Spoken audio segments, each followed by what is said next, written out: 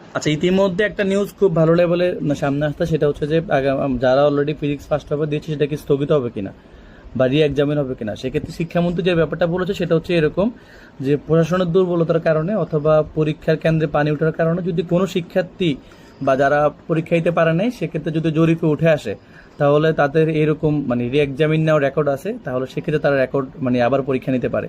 আমি হচ্ছে শিক্ষামন্ত্রীর যে রেকর্ডটা সেটা হচ্ছে ভিডিওর সাথে যুক্ত করে দিচ্ছি, সবাই চেক করে নিও, চিন্তামুক্ত থাকো আর কি।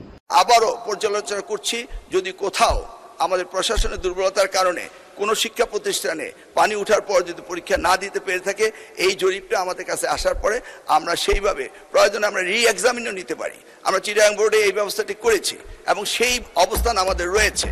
সেই জন্যই আবার অনুরোধ করব, শিক্ষার্থীরা যার যার পড়ার টেবিলে ফিরে যাক। আমরাই উদ্বিগ্ন তাদের চেয়ে বেশি কিভাবে তাদেরকে আমরা পরীক্ষা সঠিকভাবে নেব এবং এই দুর্যোগ মোকাবেলা করব। আমি আবারও আশ্বাস দিচ্ছি যে যেই সমস্ত পরীক্ষা কেন্দ্রে এই ধরনের ভুল ত্রুটি হয়েছে সেখানে রি এক্সামিন নেওয়ার প্রভিশন আমাদের রয়েছে। এরা আমাদের ভবিষ্যৎ, এদের